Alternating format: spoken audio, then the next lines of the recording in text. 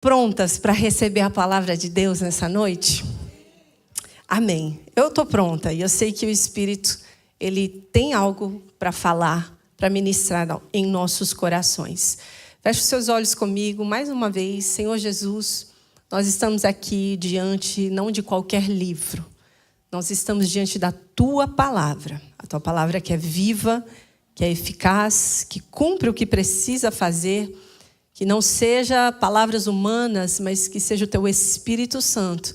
Que tome conta desse lugar nessa noite. E que possa penetrar em nossos corações. Que haja transformação, que haja mudança. Que haja conforto, Senhor. Nós te pedimos nessa hora. Abre o nosso coração e o nosso entendimento para aquilo que o Senhor deseja falar conosco nessa noite. Essa é a nossa oração. Em nome de Jesus. Amém. E amém. Você já assistiu um filme chamado O Jack, o Matador de Gigantes? Alguém já assistiu esse filme aqui? Ninguém assistiu, gente. Só eu realmente estou nessa turma de assistir filme, né, de contos de fada. Jack, o Matador de Gigantes, na verdade, é uma adaptação daquele conto que eu tenho certeza que vocês conhecem. João e o Pé de Feijão. Quem conhece esse conto? Vocês assistiam quando era criança. Recentemente, eles gravaram uma adaptação desse conto, um filme que é o Jack, o Matador de Gigantes. E o Jack, ele tem feijões mágicos, né, que crescem assim e fazem uma ligação entre dois mundos. Enfim, eu amo o filme assim, gente, não me julguem, tá? Eu estava vendo e eu achei interessante uma cena específica desse filme, do Jack, o Matador de Gigantes. Ele está lá tentando defender a princesa daquele gigante de 2 cabeças. Não bastava ser gigante, era um gigante de 2 cabeças. E está naquela luta épica, querendo salvar a princesa, e o gigante segurando a princesa na mão. E ele vem e pula no gigante com uma espada, e o gigante vai e segura ele com a outra mão. E ali, pronto para engolir o Jack, né, colocar ele dentro da boca do gigante, o Jack se lembra que ele tinha um último feijão mágico. E aí, na cena, ele pega aquele feijão e ele lança o feijão dentro da goela do gigante de 2 cabeças. E aí o feijão desce e cai ali naquela água do estômago do gigante. E o feijão, ele, na verdade, o feijão mágico, ele é ativado pelo líquido. Então, quando ele cai dentro do líquido ali no esôfago do gigante, o feijão ele começa a crescer violentamente dentro daquele gigante. O gigante, na hora, começa a sentir um mal-estar. Ele larga o Jack, larga a princesa. E aquele feijão começa a crescer dentro do gigante com uma forma tão violenta que começa a ultrapassar a sua pele, sai pelo pescoço, sai por todo o seu corpo, até que destrói aquele gigante por completo. Eu ia passar a cena desse filme, mas eu te poupei dessa cena. Perguntei para o pastor Lucas, ele falou, acho melhor não passar não, só fala para elas. Mas eu estou querendo que você não esqueça dessa cena, porque eu quero que você fique com isso marcado no seu coração. Você deve estar se perguntando por que eu estou contando essa cena tão grotesca de um filme de mentira, um conto de fadas. Uma semente que é lançada dentro de alguém que começa a crescer. Será que isso não te soa familiar? Abra sua Bíblia comigo em Lucas, capítulo 8, a partir do versículo 4. Eu quero te contar uma história que é muito melhor que a história do João e o pé de feijão. Uma história que pode, de fato, mudar a nossa vida.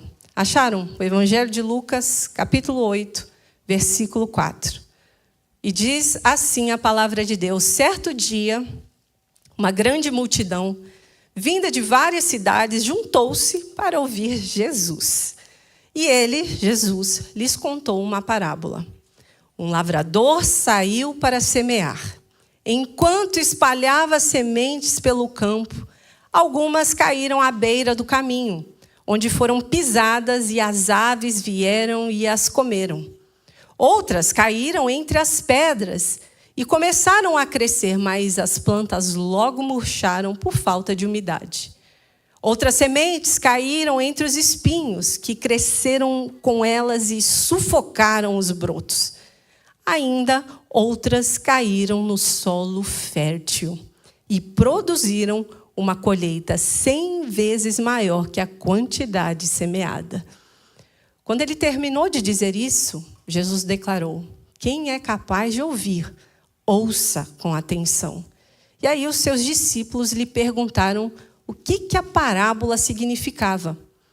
Jesus respondeu: a vocês é permitido entender os segredos do reino de Deus, mas uso parábolas para ensinar a outros, a fim de que, presta atenção, quando olharem, não vejam, quando escutarem, não entendam. Este é o significado da parábola. As sementes são a palavra de Deus.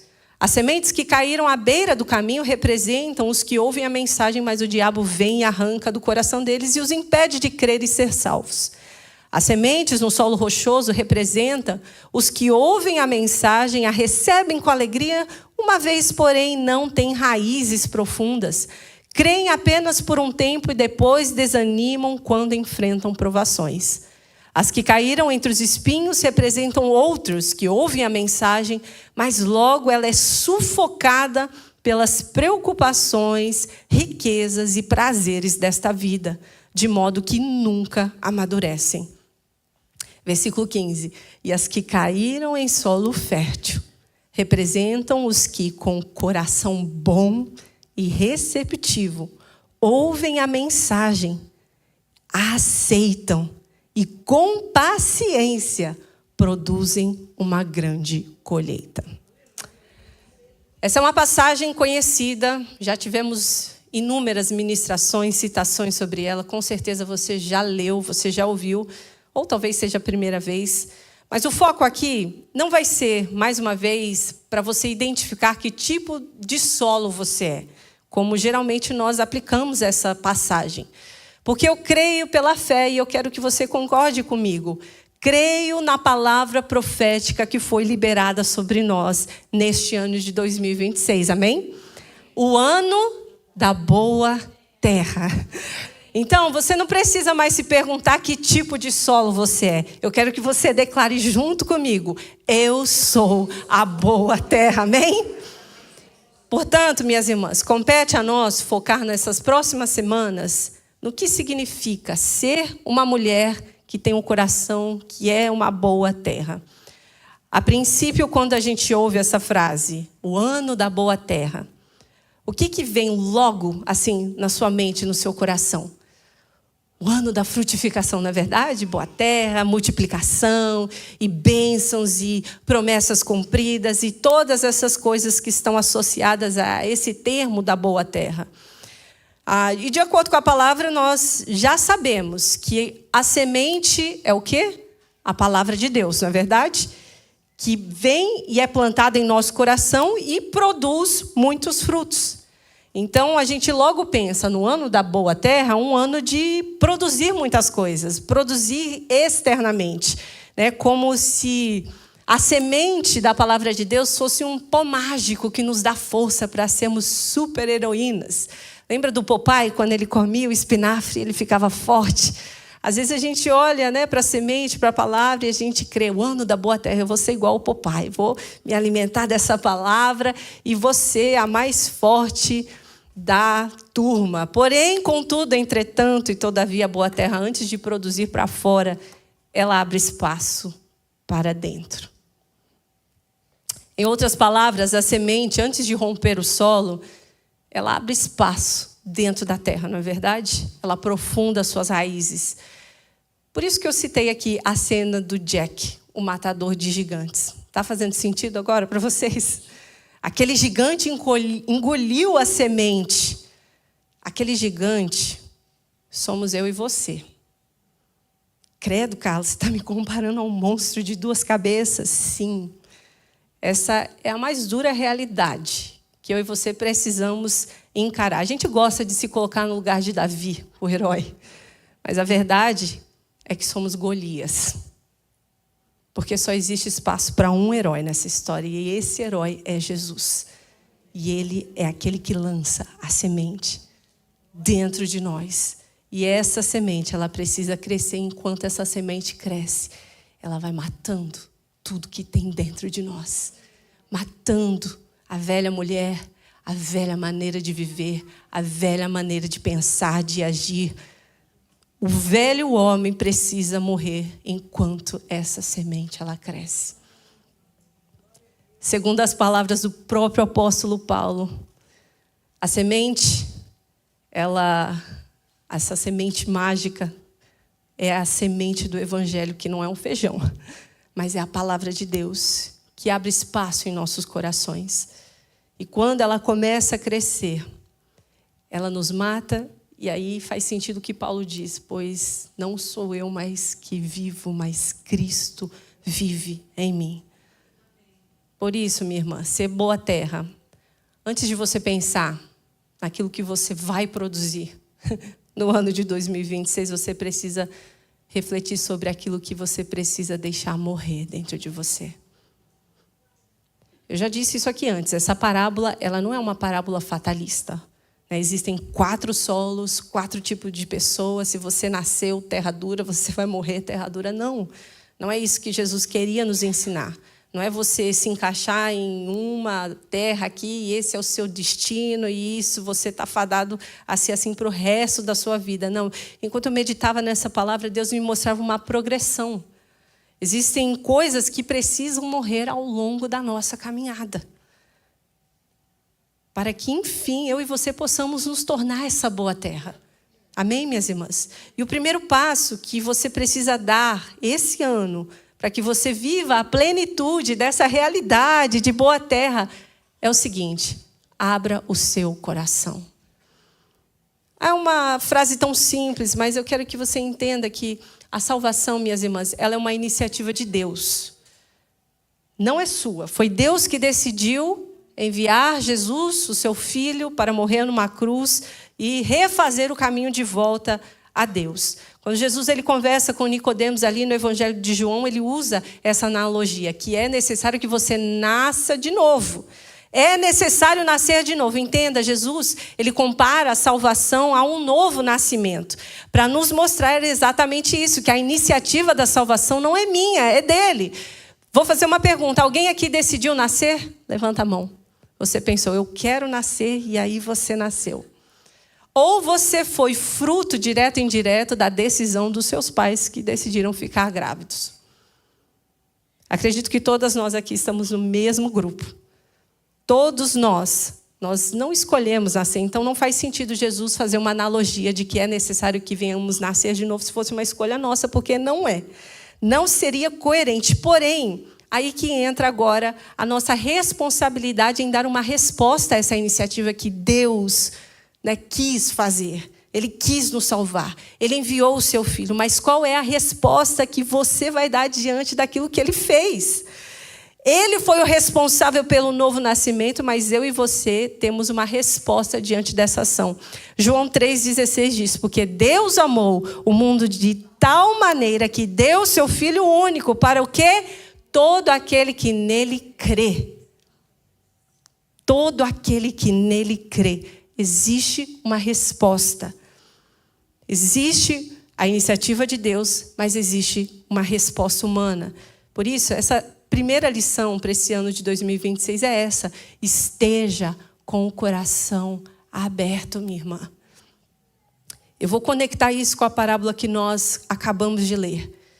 Não tem como você ser uma mulher frutífera, uma mulher que vai produzir coisas boas nesse ano de 2026 com o coração fechado, com um coração incrédulo, com um coração orgulhoso, amargurado. Deus ele não pode te levar a lugar algum se não houver uma resposta a essa semente que está sendo lançada em você. O que significa, Carla, ter um coração aberto? Eu quero te mostrar uma coisa interessante que eu descobri aqui, estudando essa parábola.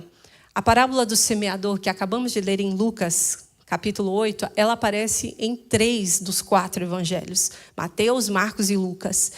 E você já deve saber que os evangelhos eles não estão em ordem cronológica, nem entre eles e nem nos relatos que eles registram. Mas o que me chama a atenção exatamente por isso é que nas 3 ocasiões que eles aparecem, essa parábola aparece seguida de um capítulo que mostra o mesmo contexto. Acompanha comigo aqui. E isso deve ser levado em conta na interpretação desse texto. Qual que é o contexto de todos os capítulos anteriores nos 3 evangelhos que relatam a parábola do semeador? Vamos começar aqui por Mateus. Mateus, ele mostra a parábola do semeador no capítulo 3. Se você quiser anotar e conferir em casa, faça isso. Mas no capítulo 12 de Mateus, é relatado a incredulidade dos fariseus diante dos milagres que Jesus realizava. Jesus estava fazendo um monte de coisas e eles estavam insistindo, mesmo diante dos fatos, ali, na face deles, de que Jesus estava fazendo o que estava fazendo pelo poder de Beelzebul, pelo poder de Satanás. Eles se recusavam a aceitar a verdade de que Cristo era o Filho de Deus, porque Cristo revelava a podridão dos seus pecados. Em Marcos, a parábola do semeador aparece no capítulo 4. Mas no capítulo 3, relata a incredulidade da própria família de Jesus, a sua família de sangue. E ali os seus próprios familiares começaram a alegar publicamente de que Jesus estava fora de si. Ele está louco. Nós não concordamos com aquilo que ele estava fazendo, incredulidade. Você sabia que nem os próprios irmãos de Cristo acreditavam que ele era o Filho de Deus até depois dele morrer e ressuscitar? Por fim, Lucas, que é o que a gente leu aqui no capítulo 8, não é por acaso que no capítulo 7 relata um discurso que Jesus faz após ser questionado pelo homem que havia anunciado sua chegada. Nós estamos falando aqui de João Batista, aquele que preparou o caminho do Senhor. O próprio João Batista, que agora estava preso por causa de Herodes e toda aquela história, ele manda os seus discípulos perguntar para Jesus: você é mesmo filho ou será que devemos esperar? Eu fiquei perguntando. Até o homem que foi escolhido para preparar o caminho do Senhor, ele foi tentado pela incredulidade. É você mesmo? Ou devemos esperar outro? E aí Jesus, ele responde com algo interessante. Ele fala assim: com que posso comparar essa geração? Tocamos a flauta, mas vocês não dançaram. Entoamos o lamento, mas vocês não choraram. Em outras palavras, traduzindo aqui para vocês, é uma geração que não reage ao óbvio. Jesus está escancarado diante dela, mas eles insistem em recusar, em se entregar a ele. Em todas essas ocasiões, o contexto é o mesmo: incredulidade. A incredulidade, minhas irmãs, não é apenas não acreditar.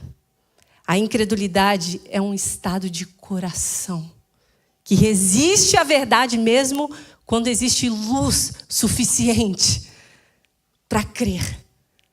Portanto, olha só o que diz ali em Hebreus 13:12. Eu vou trazer aqui alguns exemplos para vocês entenderem como que a incredulidade está conectada com a dureza do coração, que é o solo duro onde a semente não penetra. Em Hebreus, capítulo 3, versículo 12 diz: portanto, irmãos, cuidem para que nenhum de vocês tenha o coração perverso e incrédulo, que os desvie do Deus vivo. Advirtam uns aos outros todos os dias, enquanto ainda é hoje, para que nenhum de vocês seja enganado pelo pecado e fique endurecido.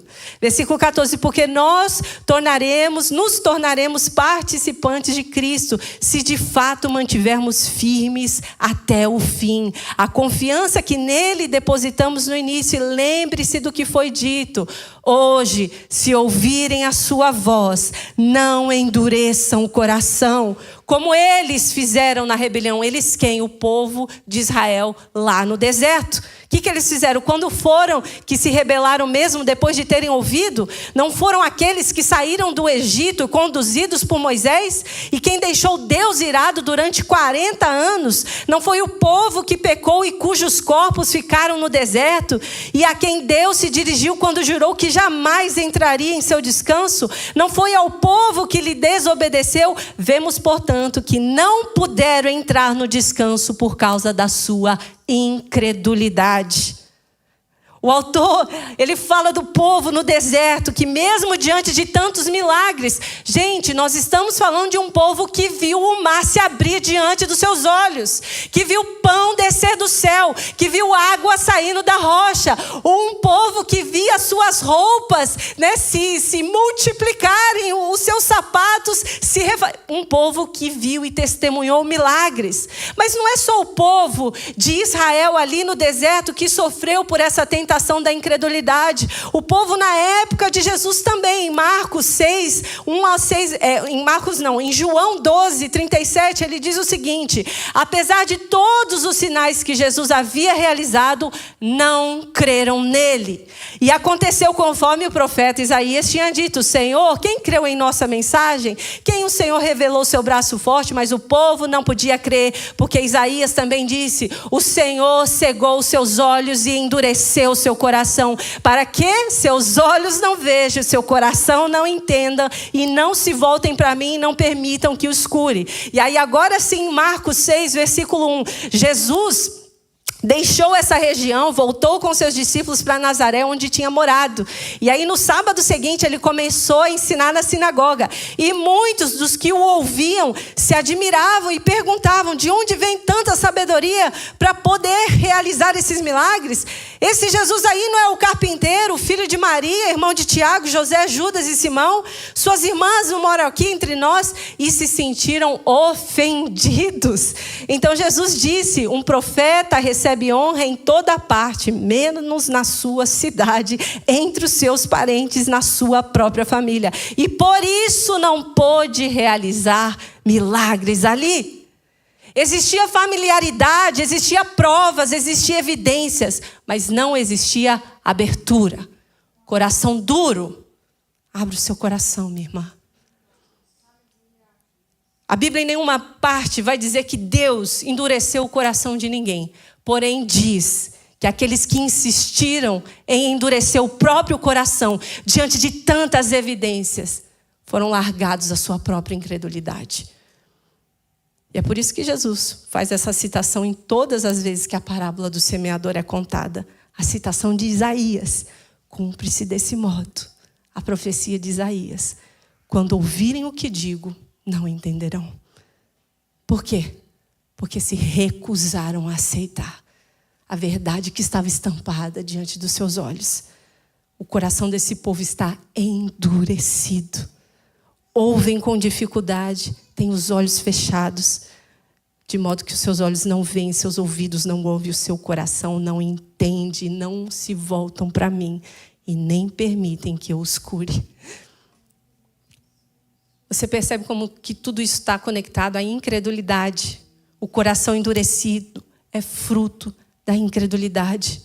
O fato de Jesus, a partir daquele momento, se você estudar mais a fundo, você vai perceber que a partir daquele momento, ele só começou a ensinar em parábolas. Até ali ele tinha realizado muitos milagres, ele tinha falado abertamente, mas tá bom, vocês não querem acreditar? Agora que vocês não vão entender nada. Porque todas as vezes que você vê no Antigo Testamento alguém falando uma parábola, um enigma, está conectado com juízo.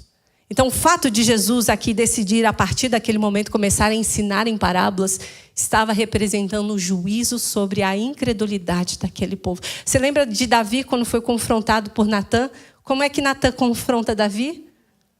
Por um enigma, lembra daquele senhorzinho que tinha uma ovelhinha? Aqui está sendo instituído um juízo sobre a incredulidade do povo. Jesus está fazendo o mesmo. Já que vocês estão insistindo em me rejeitar, então vocês não vão entender mais. Onde eu quero chegar com isso? Na explicação dessa frase: aquele que tem, mais lhe será dado, e aquele que pouco tem, até o que tem lhe será tirado. Quando a gente lê isso fora de contexto, não faz sentido, não é verdade? Nossa, mas que injustiça, por que Deus vai tirar o pouco daquele que tem pouco e vai dar mais para aquele que tem muito?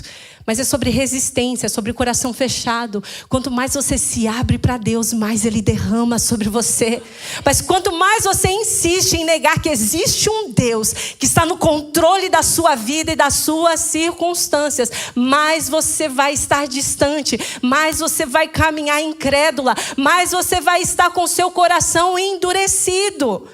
Entendimento, escute isso em nome de Jesus. Entendimento não é fruto de inteligência, é fruto de humildade. Você não entende porque você é uma pessoa intelectual, você entende porque você tem um coração aberto para aceitar verdades que muitas vezes nos ferem por dentro. O problema do homem nunca foi inteligência, mas foi o orgulho do coração. Quando Pedro fala sobre os ensinamentos do apóstolo Paulo, que existiam algumas coisas difíceis de entender, ele não estava falando num contexto que era muito complicado, mas ele explica porque eles estavam indispostos a abrir o coração e reconhecer o seu próprio pecado. O que te separa do entendimento do Senhor não é falta de inteligência, é pecado alojado no coração, é falta de arrependimento. O que eu e você precisamos hoje é de um coração aberto e humilde para receber aquilo que Ele tem para derramar sobre as nossas vidas. Você quer ser uma mulher frutífera esse ano de 2026? Você quer ser uma boa terra esse ano? Abra o seu coração. Seja uma mulher ensinável. Seja uma mulher humilde. E eu te pergunto, o que precisa morrer hoje dentro de você para que a semente tenha espaço para crescer? Será que é o orgulho? Ah, não tem mulher orgulhosa aqui no nosso meio, amém? Vamos declarar pela fé? Amém, esse ano eu vou matar o orgulho do meu coração. Mulher cabeça dura não existe, gente. Isso aí é lenda. Esse ano eu não vou ser essa mulher que fica, sabe, até o último minuto. Não dá o braço a torcer. Você não deveria ter orgulho de dizer que você é aquela que insiste até o fim. Será que a autossuficiência? Pode deixar, eu dou conta de tudo, eu não preciso de ajuda. Arrogância.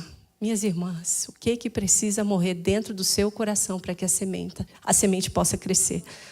O que eu quero dizer para você, não tenha medo de voltar atrás. Acho que esse ano de 2026... nós precisamos fazer muitos planos, mas principalmente nos comprometer a sermos mais humildes. Não tenha medo de voltar atrás, não tenha medo de reconhecer que você errou. Não tenha medo de pedir perdão, não tenha medo de recomeçar. Não tenha medo de reconhecer que você não é a dona da verdade. Não tenha medo de mostrar que você falha. Não tenha medo de expor as suas fraquezas, porque uma mulher forte de verdade não é aquela que sempre vence na sua força, mas é aquela que submete a sua força a Cristo. Mesmo achando que está certa. Isso é difícil fazer, não é, minhas irmãs? Será que só eu estou nesse barco? Mas o Espírito Santo está falando aqui conosco. Porque se nós queremos de verdade, de fato, viver essa palavra que foi lançada sobre as nossas vidas, a gente vai precisar, antes de querer frutificar, começar a mexer naquilo que está dentro. O gigante precisa morrer. A semente precisa ter espaço para crescer, matar essa velha mulher dona da verdade. Seja humilde, esteja com o coração aberto para Deus fazer o que precisa fazer para mudar rotas. Minhas irmãs, existem mulheres aqui no nosso meio que Deus vai precisar mudar sua rota. E você vai precisar se submeter a esse processo. As repreensões, a disciplina de Deus. A pastora Gabi já começou, né? Aqui deu só lapada. Já começamos bem o ano, glória a Deus. Ah, minhas irmãs, se a gente soubesse que a disciplina de Deus é uma demonstração do seu amor por nós. Todas as vezes que Deus puxa a sua orelha, é Ele te dizendo, eu te amo demais para te deixar no caminho que você está. Eu me importo demais com o seu futuro para deixar você continuar nessa rota que vai te levar à destruição. A disciplina de Deus, ela demonstra o amor dele por nós. O que a gente não pode deixar acontecer é passar do ponto. Deus é paciente até com a sua arrogância. Mas até Deus tem um limite, minhas irmãs. Se ele insistir em te mostrar a verdade, você insistir em não aceitar, vai chegar uma hora que ele vai abrir mão. E o pior é que você vai começar a viver uma mentira, achando que está vivendo uma verdade. E se isso acontecer, eu não tenho resposta para você. Mas a boa notícia é que se você está aqui hoje, escutando essa mensagem, é porque Ele não desistiu ainda. É porque ainda dá tempo. Ele ainda está insistindo comigo. Ele ainda está insistindo com você. Aquelas sementes que caíram no solo fértil representam os que com um coração bom e receptível ouvem a mensagem e aceitam e com paciência produzem uma grande colheita. Lucas, ele não menciona, mas nos outros relatos, eles fazem questão de dizer uma colheita de 30, 60 e 100 por um. Isso é significativo, minhas irmãs, porque o normal de uma colheita nesse contexto era de 5 a 15. Essa era uma boa colheita. Então, uma colheita de 30, 60 a 100 por um era uma colheita extraordinária.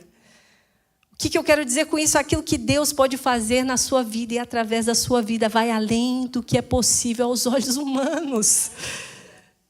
Isso é extremamente importante você entender, porque o resultado é trabalho dele.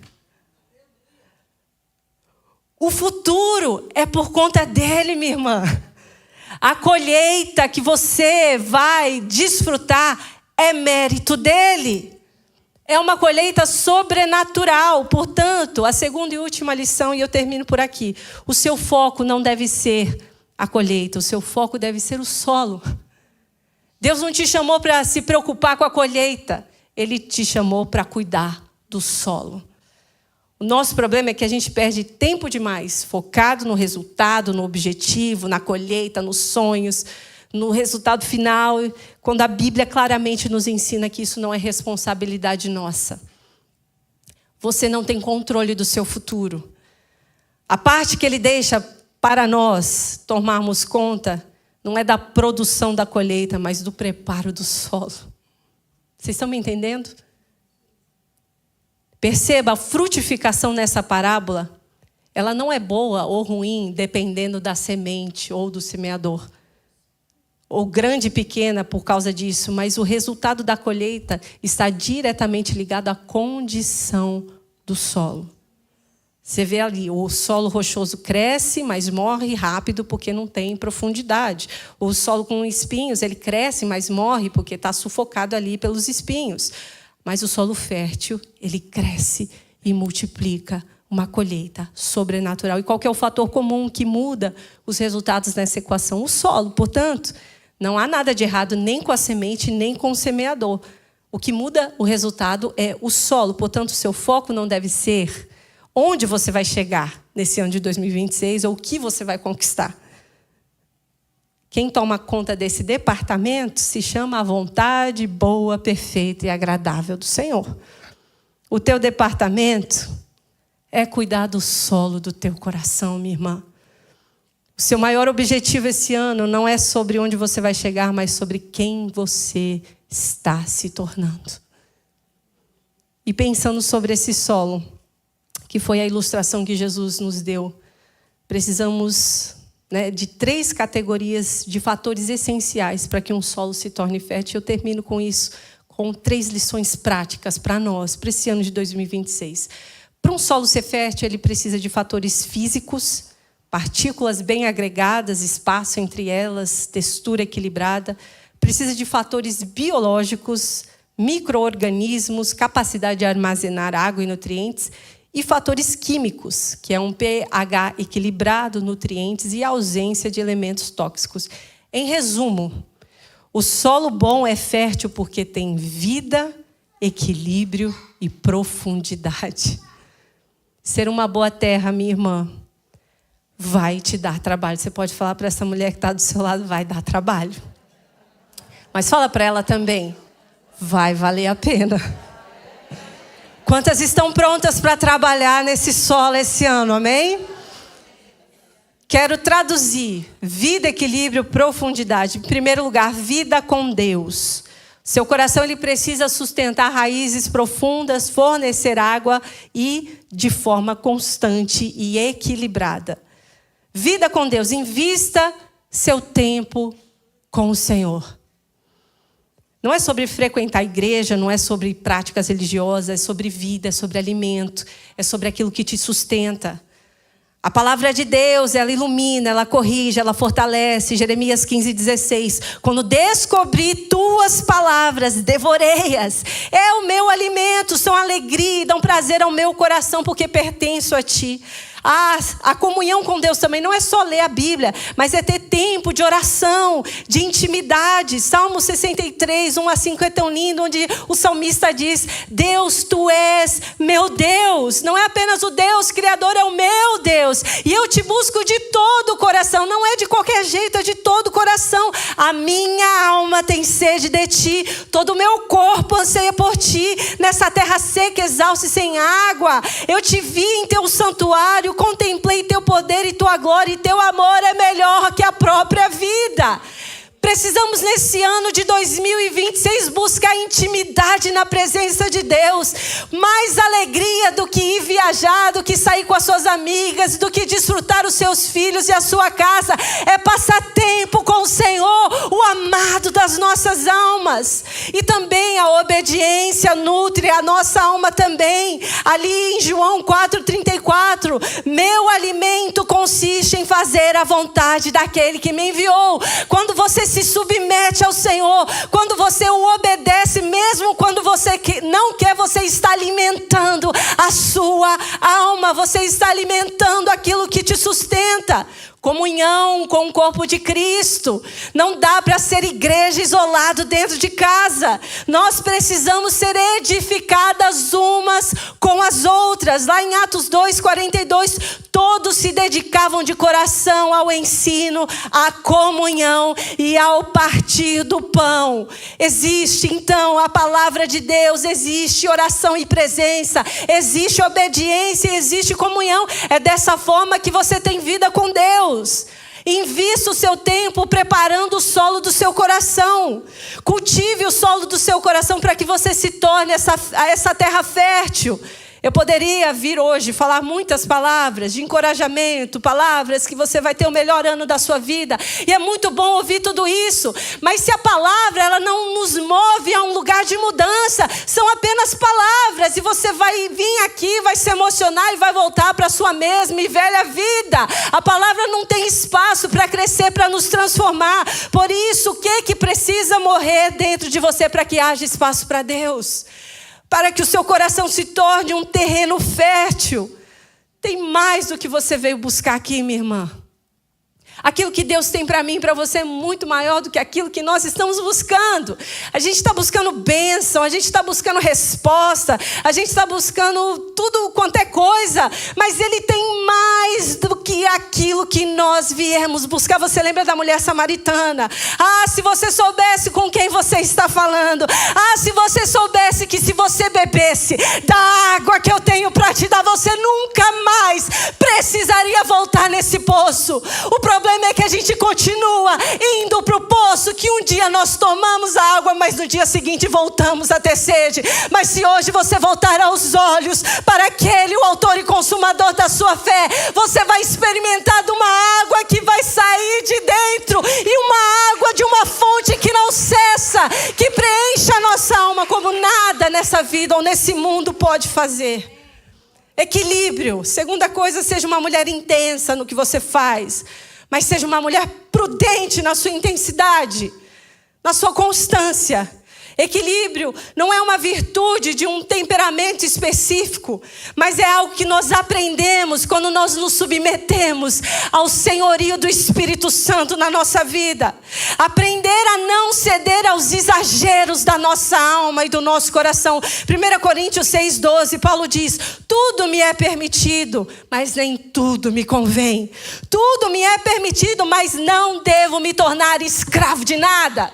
Não se torne escrava dos seus próprios desejos. Se submeta ao Espírito Santo. Deixe com que Ele governe a sua vida e as suas decisões. Seja uma mulher equilibrada. Paulo fala na segunda carta a Timóteo 1:7, porque Deus não te deu o espírito de covardia, mas de poder, de amor e de equilíbrio. Seja uma mulher equilibrada em 2026. Os extremos, eles são perigosos em tudo. O que a gente precisa esse ano não é de mais ou de menos de alguma coisa. O que a gente precisa é de equilíbrio. Você sabia que no corpo humano, o sensor que nos dá equilíbrio está nos ouvidos? Não é por acaso. Não é coincidência. O centro do equilíbrio do nosso corpo ser na parte que nos capacita a ouvir. Quem não aprende a ouvir, não consegue viver em equilíbrio. Ouvir a palavra de Deus. Portanto, se hoje você percebe que você está com dificuldade de ouvir, principalmente ouvir a voz de Deus, abra o seu coração, minha irmã. Porque a chance de você estar andando desequilibrado é muito grande. E por fim, a profundidade. A terra precisa ser profunda para que a raiz possa crescer, para que raízes profundas possam acontecer. Você pode ficar de pé nesse momento. Raízes profundas representam maturidade, minhas irmãs. Queria pedir para as ushers distribuírem o papelzinho agora. Um papelzinho que a gente vai fazer um ato profético.